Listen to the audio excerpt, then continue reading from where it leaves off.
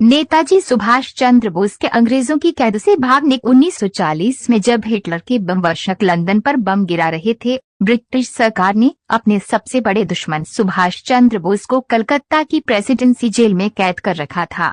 अंग्रेज सरकार ने बोस को 2 जुलाई 1940 को देशद्रोह के आरोप में गिरफ्तार किया था। 29 नवंबर 1940 को सुभाष चंद्र बोस ने जेल में अपनी गिरफ्तारी के विरोध में भूख हड़ताल शुरू कर दी थी।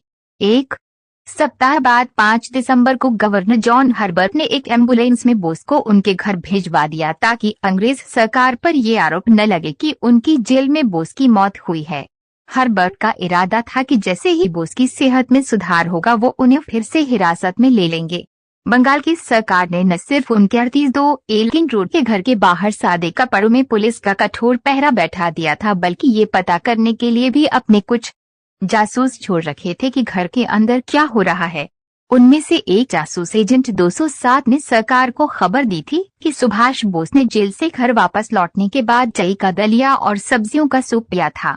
आमार कट्टा काज और तेपारबे 5 दिसंबर की दोपहर को सुभाष ने अपने 20 वर्षीय भतीजे शिशिर के हाथ को कुछ ज्यादा ही देर तक अपने हाथ में लिया।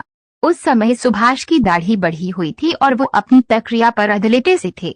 सुभाष चंद्र बोस के पौत्र और शिशिर बोस के बेटे सौगत बोस ने मुझे बताया था। सुभाष ने मेरे पिता का हाथ अपने हाथ में लेते हुए उनसे पूछा था, हमारे कट्टा काज और तेपारबे, यानी क्या तुम मेरा एक काम करोगे बिना ये जाने हुए कि काम क्या है? शिशिर ने हामी भर दी थी। ताजी सुभाष चंद्र बोस अपने भाई शरद चंद्र बोस और मां प्रभावती के साथ अपने देश और दुनिया की बड़ी खबरें और उनका विश्लेषण करता समसामयिक विषयों का कार्यक्रम।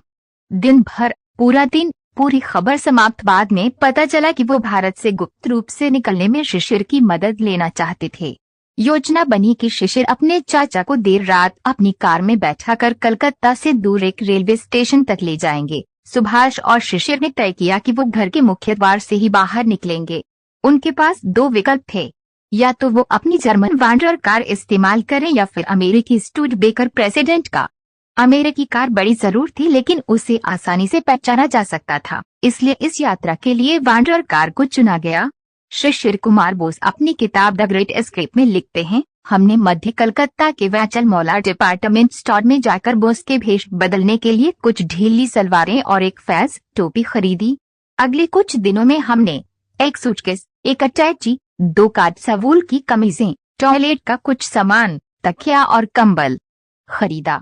मैं फेल्ट हैड लगाकर एक प्रिंटिंग प्रेस गया और वहां माँ को भी सुभाष के जाने की हवा नहीं। यात्रा की एक रात पहले शिशिर ने पाया कि जो सूटकेस वो खरीद कर लाए थे वो वांडरर कार के बूट में समा ही नहीं पा रहा था, इसलिए तय किया गया कि सुभाष का पुराना सूटकेस ही उनके साथ जाएगा।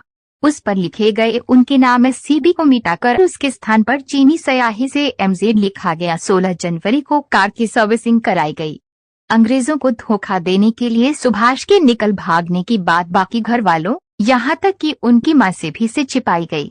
जाने से पहले सुभाष ने अपने परिवार के साथ आखिरी बार भोजन किया। उस समय वो सिल्क का कुर्ता और धोती पहने हुए थे। सुभाष को घर से निकलने में थोड़ी देर हो गई क्योंकि घर के बाकी सदस्य भी जाग रहे थे।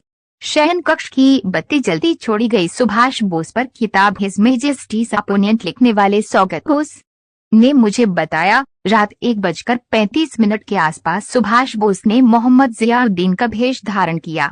उन्होंने सोने के रिंग का अपना चश्मा पहना जिसको उन्होंने 1 दशक पहले पहनना बंद कर दिया था। शिशिर की लाई गई काबुली चप्पल उन्हें रास नहीं आई, इसलिए उन्होंने लंबी यात्रा के लिए फीतेदार चमड़े के जूते पहने। सुभाष कार की पिछली सीट पर जाकर बैठ गए। शिशिर ने वांडरर कार BLS 7169 का इंजन स्टार्ट किया और उसे घर से बाहर ले आए। सुभाष के शयन कक्ष की बत्ती अगले 1 घंटे के लिए जल। आपका कहानी यहीं तक समाप्त हुआ। चैनल को सपोर्ट करो और लाइक, कमेंट, शेयर, सब्सक्राइब करना ना भूले।